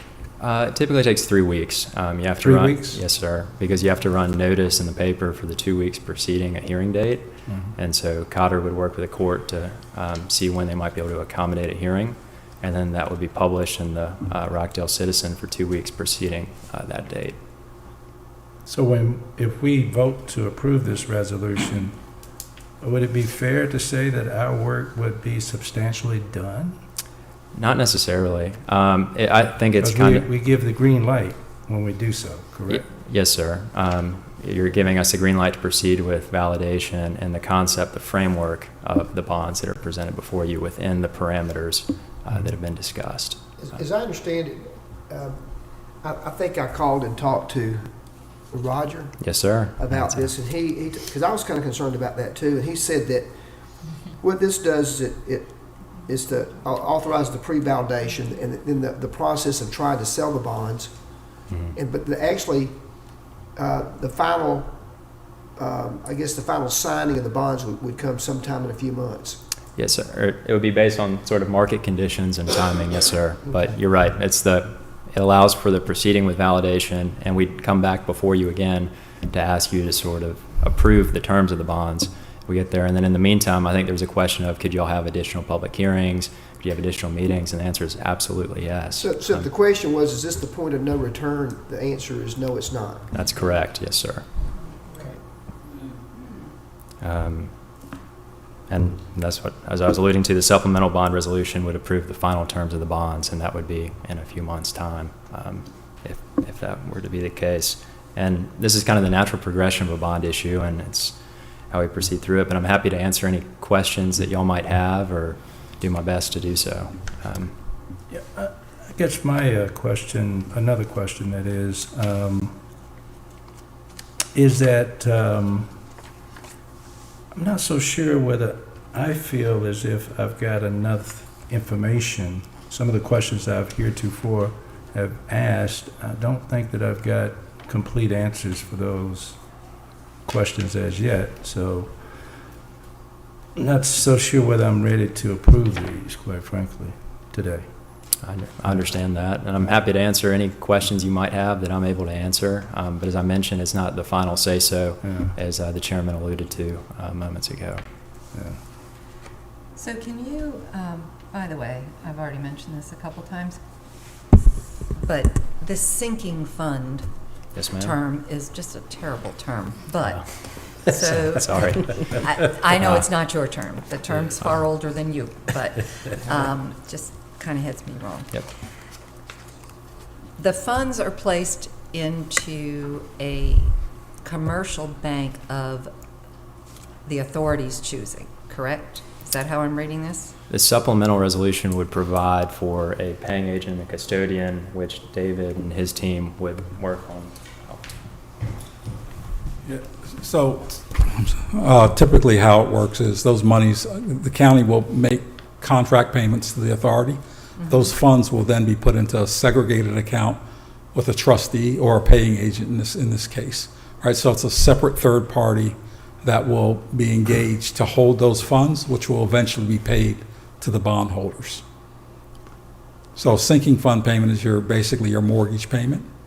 No, I understand the sinking, but the commercial bank that is mentioned several times throughout here. Right, we will secure through a bidding process, a commercial bank to interface to hold A those. local commercial bank. Yes, We will use a local commercial bank. yes. Okay. That was one of my questions on this.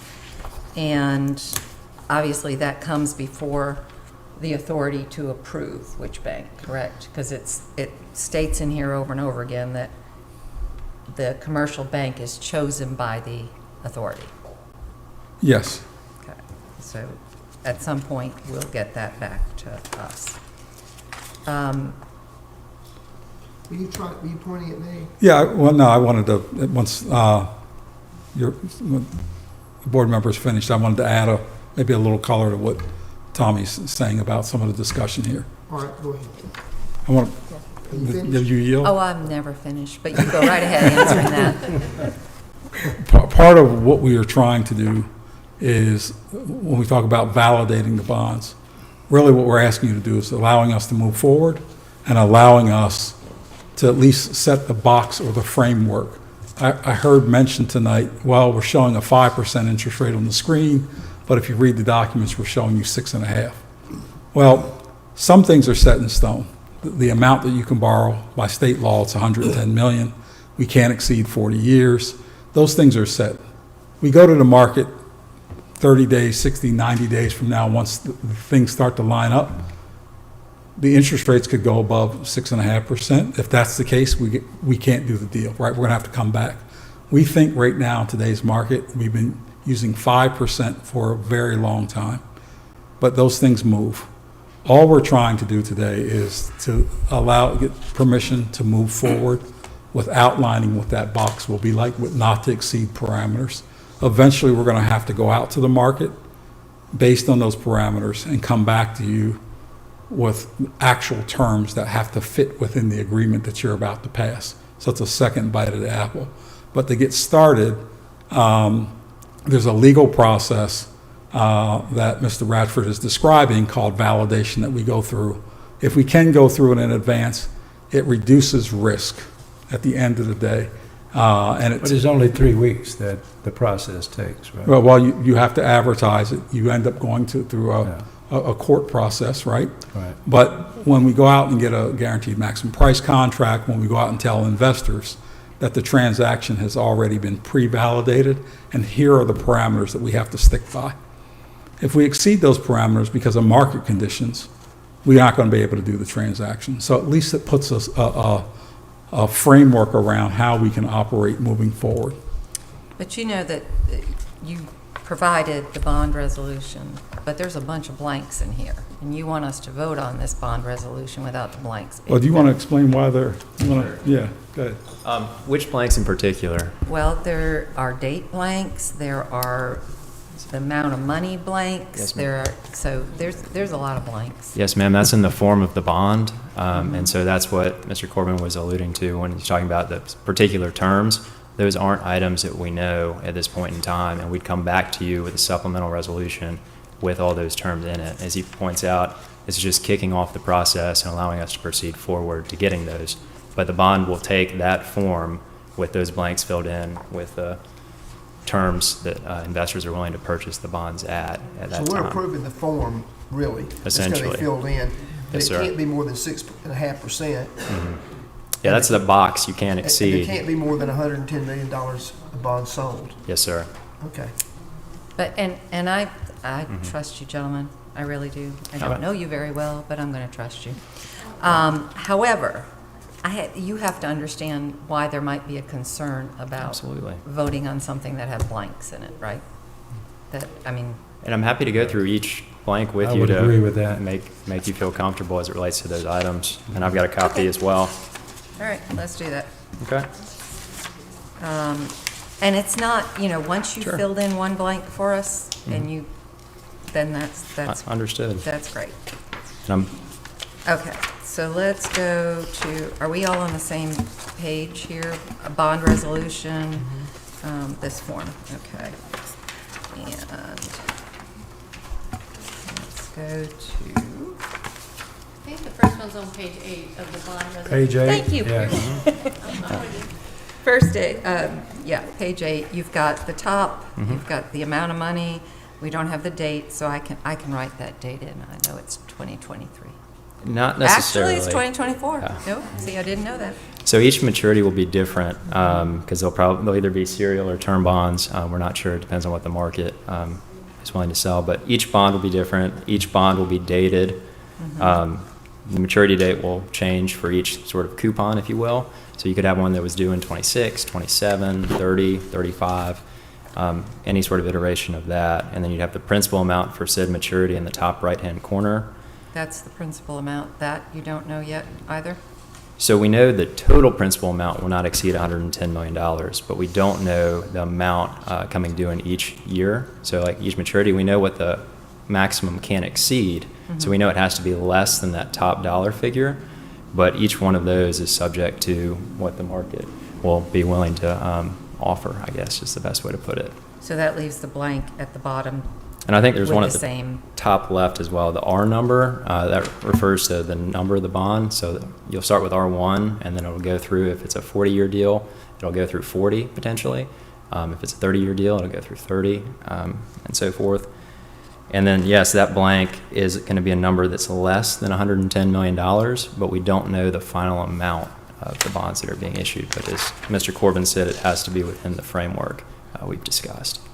Is there a reason why you have a January 1, 20, whatever date there?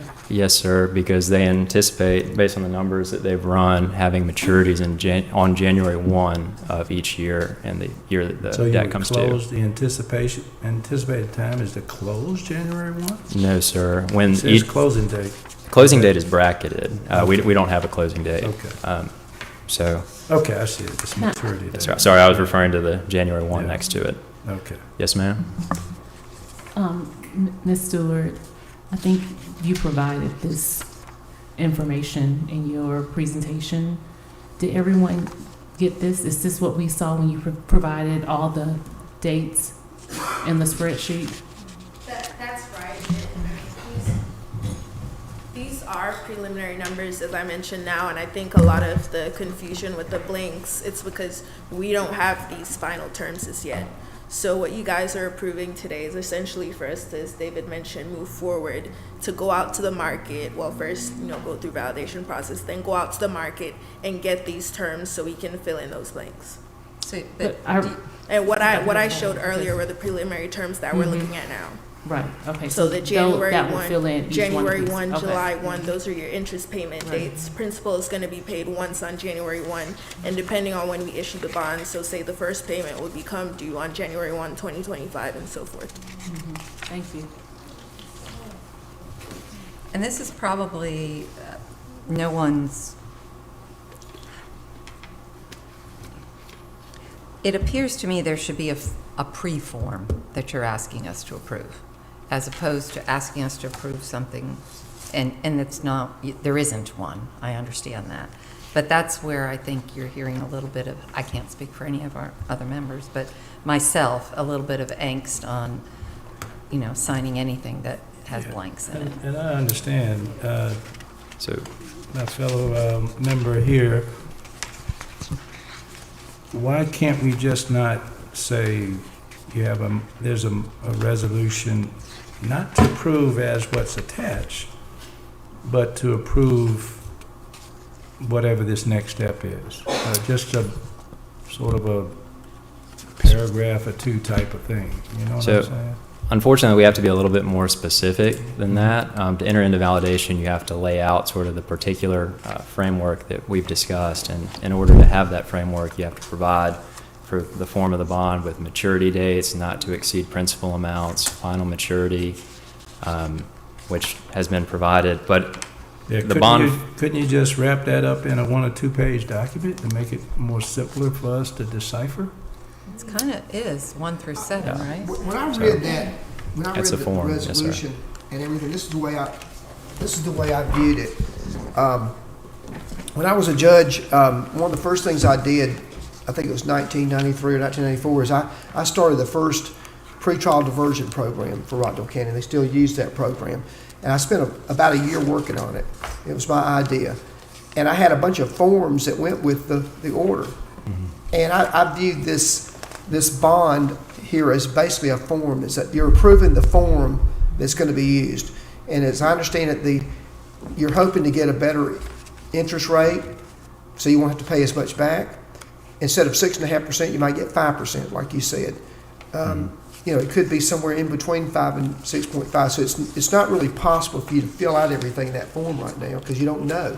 All we're doing is approving the form. Shouldn't that be stated in the resolution, though? It doesn't say that. So I think if you read through some of the whereas clauses in the resolution, it states exactly what you're asking for. And then these forms are like exhibits attached to the resolution that you're entering to the IGA that lays out in exhibit format the forms that the judge was given an example of. Basically, you see what I mean? Like if you start out with the whereas clauses in the bond document that we're looking at, it explains a little bit more of what Tommy and David were talking about. Yeah, many of the blanks that you will find in this document are because we have to go out into the market and actually sell the bonds. So at some interest rate, we can tell you that the payment will be fixed, but a bond that matures, a portion of the bond that matures, let's say in 2025, has a different interest rate than one that matures in 2035. If we filled the bond out tonight and approved it, it might change by the time you get out there and try to... Not might, it will. To try to sell the bond. And you'd Correct. have to just scratch everything out and then come back and vote on that one too, and it might change the next day. So we're taking somewhat of not a middle ground. I think, again, we're asking permission to move forward by creating the external framework and the forms associated with those documents, and then allow us to come back to you again to finalize those numbers at a date when we're ready to move forward, when all the other things are tidied up in terms of the interest rate. So Jennifer, if I'm understanding you correctly, basically page 8 through 16, those are the forms. That's how listen, I only speak layman's version. I cannot do anything that David and Tommy do. However, the way that I'm looking at this is, yes, exactly, I agree with you. Also, there are definitions inside of this bond resolution as well that explains each one of those terms that they were referring to. And Which, I think that's how I originally was looking at Yeah. it, was that page 1 through 7, and then 17 through the end. But I think what I'm getting hung up in, and I just have to get this around my head to understand a little bit better, is 8 through 16. Because we're signing this document without it being, I understand why. I understand that you have to have, you can't fill it out till you go out shopping. You can't decide what it's going to cost till you know what you're buying, right? So I do understand that part. to be clear, we're not asking you to sign the bond this evening. We're just asking you to sign the resolution authorizing us to move forward, and at some later date, if that were to be filled out, we'd come back to you with all of those terms, and we would never ask you to sign anything with blanks in it, and the only blanks that are in the document are in the exhibits, which, as Judge pointed out, forms. When the bonds are finally completed and filled out, then that's when the signing will be done that issues the bonds. Yes, sir. But we're not issuing anything here except a form that you can use. It's kind of like giving you a checkbook. You can write in everything later on, and then later on you have to sign the check. You will eventually sign everything at a closing at some date in the future with everything filled out completely, but there are a lot of steps outside of this that you heard tonight that has to take place, right? We've got to finish up the construction schedules. There are parallel activities going on as we start the bond process. There's an offering document that has to be prepared.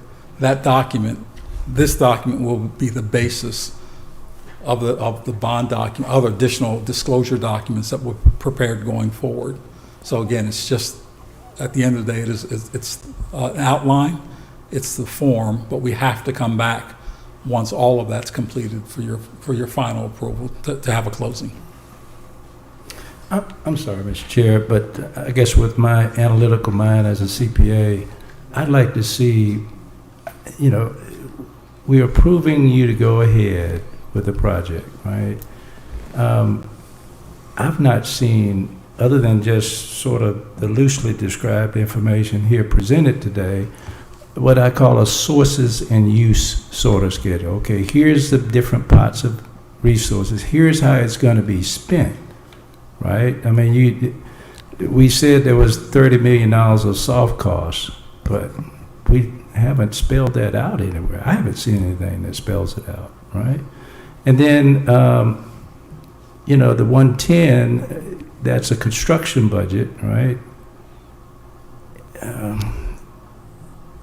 What play do we have with any of this stuff? I'd just like to see something more pulled together. So in my mind, I can see what we're truly getting into, right? And who's getting what, if I may call it that. And also, what does this do to the county's finances? I'd like to see like a pro forma balance sheet or statement of position or something that says, okay, here's where we are now. If we add this to it, here's where we'll be. I need some more concrete stuff in my mind as an analytical person before I can move forward with this. That's my unreadiness. If I can address. Yes. And I will take responsibility. I thought we had provided that in a call with you in a prior meeting, but we'll make sure you have the sources and uses. I think we went through that so with. I've seen Portion of what you're asking. Well, I've seen the spreadsheet where for the maturity dates over the next 30 years. I've seen that. Yes, so we provided a sources in one of the different thing in our presentation. Well, let me make sure we're clear about. Make sure I'm clear about what you're asking. We've got a $140 million construction budget. 110 of that. Project budget, not a construction budget. Project budget. We have 110 million of that money is expected and is proposed to come from this PFA.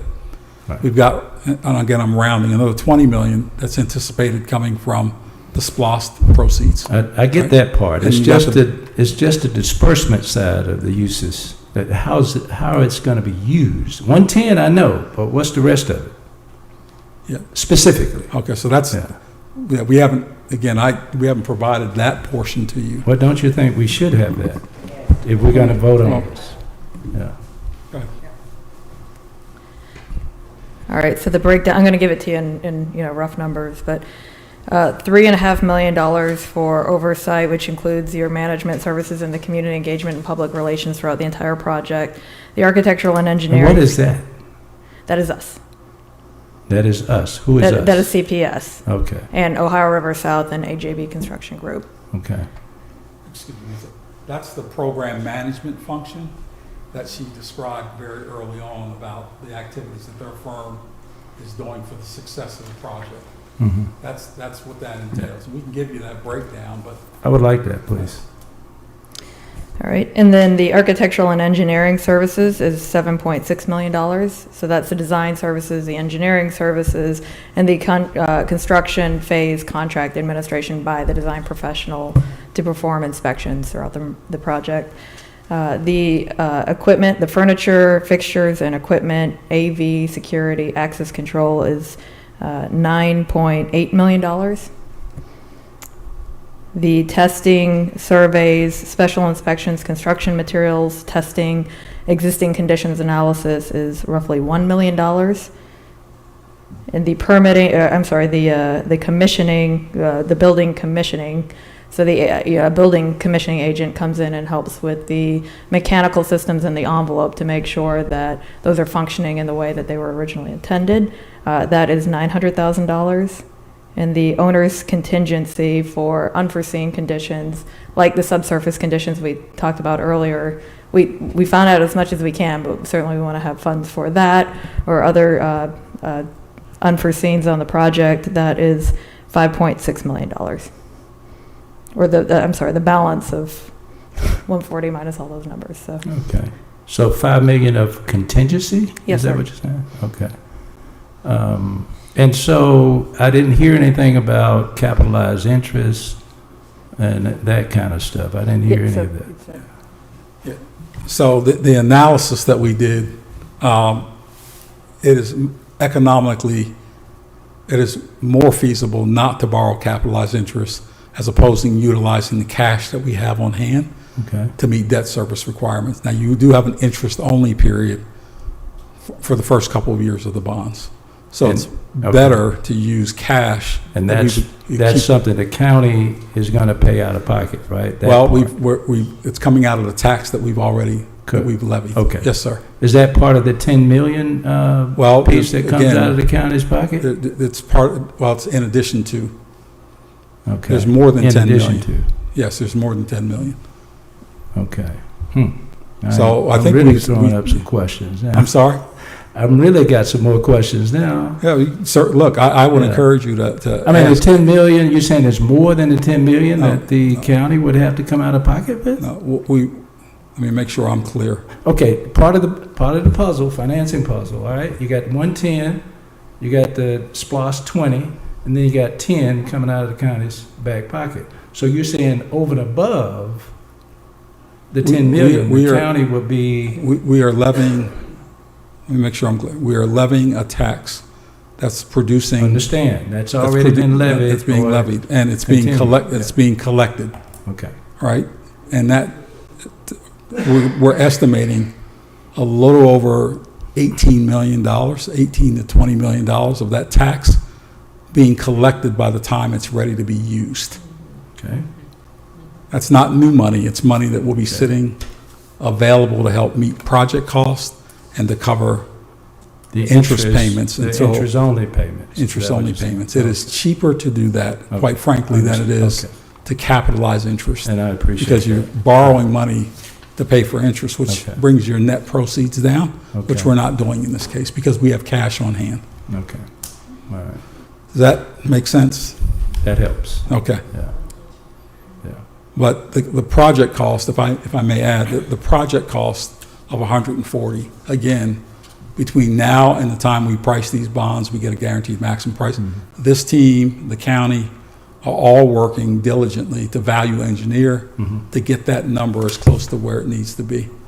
I imagine just like it was when I built my house, I had a number until somebody showed us a better piece of carpet or a better refrigerator or something along those lines. This team is working diligently to get through all of that. We can't let the contract without having the funding in place, and we're not going to let the funding go out until we actually have a firm number in place, because we want to minimize the risk. In the process of what you're doing, do you not do any pro forma financial statements of the county so the bondholders can see the clear impact of that? And we'll be glad, again, I think Can that we not analysis. get something like that? Absolutely. The analysis you're looking for was in and I may be mistaken, so let me just, Yeah. I thought it was in a packet that we had provided to y'all before. And the one thing we do know is the debt service on these bonds, when done, will be a fixed payment. We do know the taxes that are coming in. We do know, again, what the county's budget has been. So we'll be able to get you, again, I think we've already provided it, but we're glad to provide that to you again, what the impact that it will be. We went to New York last year in November, it's been about a year now, with this pro forma, with this project, to talk to them about what impact it would have on the county and what that economic profile would look like going forward. And so it still fits within the county's fund balance policy. It fits within the county's debt policy.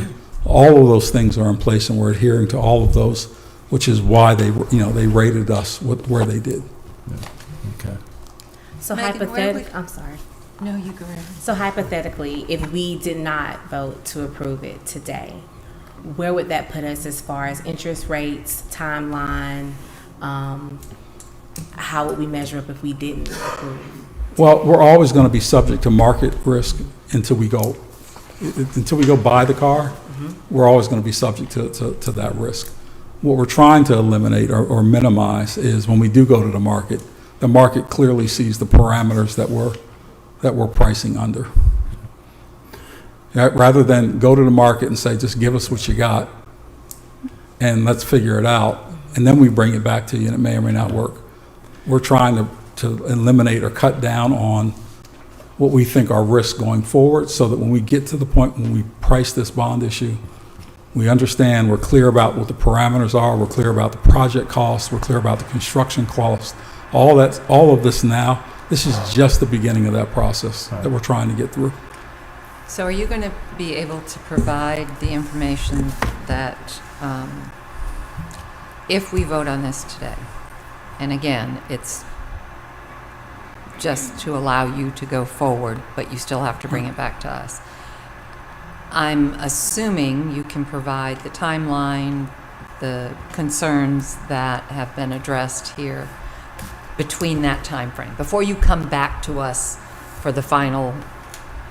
Absolutely. You'll be able to give them all that. And that would be about a month from now when you come back. Well, the validation part, is only, again, and I want to make sure we're clear, there's a financial part of this, and there's a project management side part of this. We're integrating both of them. So the financing side this is the first step. Well, we've met with y'all, we've had a public hearing, we're talking about the structure of the bond, we're going through the form of the bond, we're going through a validation process. That will allow us then to put documents together and to kind of align what the project management side is doing, and the bond. One can't work without the other, so we can only move as fast as the project side is kind of sized up. How long does the court case take? A day, a month, well, yeah. Well, with Well, all the the time hearing's a requirements, day, the right. hearing is on a date certain. but- So is it presented as some sort of order for the judge to sign or to look over, or how is that done? Yes, sir. So Cotter will file a petition and complaint. The district attorney will file a petition and complaint against Rockdale County. So it comes up a little bit funny when you see it in the paper, but it's asking the county and the PFA to show cause why the bonds should be issued. And so at that point, both the PFA Goddard will answer on your behalf as to why they should be issued, and also answer on behalf of the county as to why the bonds should be issued, and that we've met all the applicable legal requirements. And then at a hearing, all that will be heard before a judge, and then we'll ask the judge to rule on those pleadings and answers. So they have to wait like 30 days after the complaint's filed before they have a hearing? You have to have the hearing within 20 days of filing the complaint. Of filing it? Yes, sir. And if there's a lawsuit to challenge this along the way, what does that do with the schedule? That would be heard at the validation hearing, and then it's up to the judge to decide whether or not he'd like to hear evidence at that point, if he'd like to continue and set an evidentiary hearing. I mean, that's really in the judge's hands, and that's kind of a In X your factor. experience, when such occurs, what added time does that put to the schedule? So it Typical depends. circumstances. I'm sorry, I'm going to make the legalistic answer. It depends, but I've seen it take up to a year, and I've seen it take 3 months. So somewhere between 3 months and a year has been my experience. Okay. But there's no way to know for certain until that happens. But that's determined by the judge. Well, it's determined by the judge's ruling at the trial court level, and then there's an appeal process, and it can go on for a period of time, and the longest I've ever seen is a year. Now, would this be entered in Rockdale County Yes, sir. courthouse? Okay. Gotcha. Well, let's hope that doesn't happen. So you're going to provide that timeline, that all the information that we need financially for that. Will you be at a position to be able to give us an idea on, I guess I'm looking for how the monies are going to be spent. You will not know that because you will not have gone out to bid on your... Right, we won't know hard numbers, but these are real budget numbers that have been determined on the latest program. So these are accurate budget numbers, and until we go to market, which would be, of course, after the bonds were sold, that would be when we would have those hard numbers. Right, and to use your analogy, it doesn't matter what better carpet you want, we've got a guaranteed max. So you may want great carpet, it's not coming because this is what we've got. And under Georgia law, we can't let this contract, we can't bid this without having the funding in place. And we're not going to fund it unless we know exactly how much we need to fund. I mean, it goes hand in hand.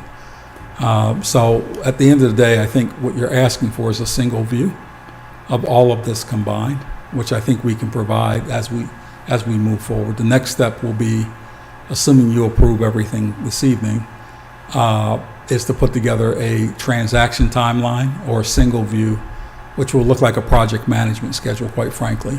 That will have the financing terms, and it will also align with the project management terms and the activities that the county and the program manager are working on in parallel right now. So we'll create a single view for you to do that. Before you come back to us for that final vote.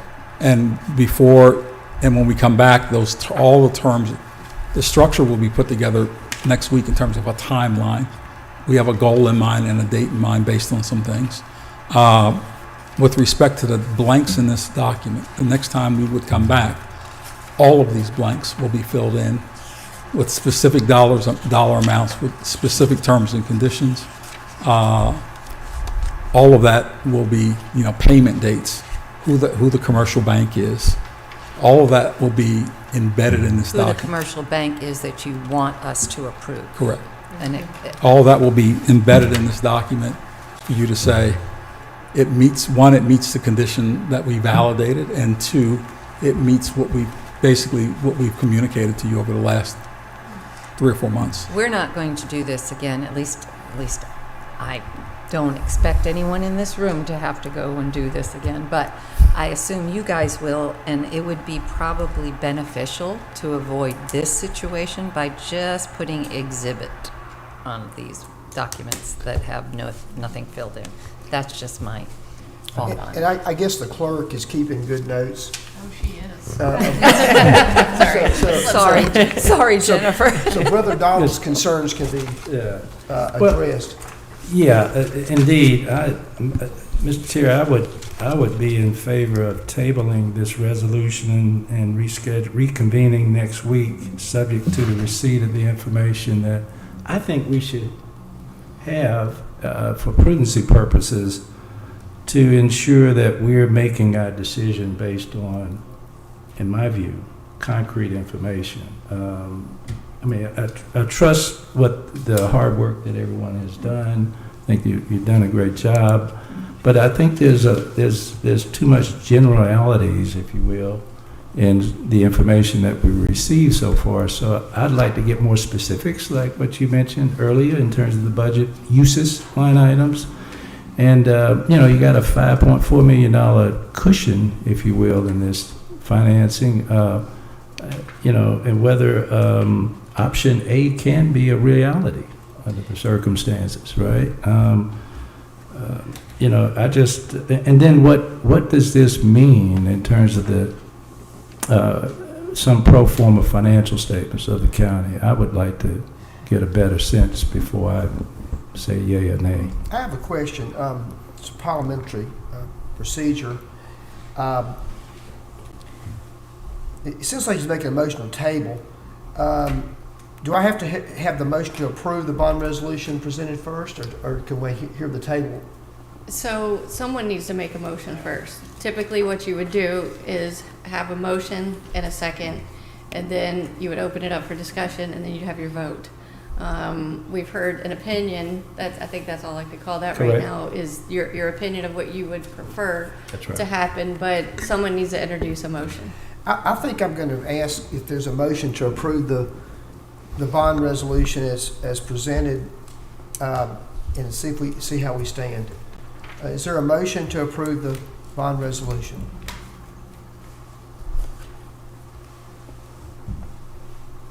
I make a motion that we approve the bond resolution because we can't move forward until we get the motion made and seconded and then discussion. Is there a second? Second.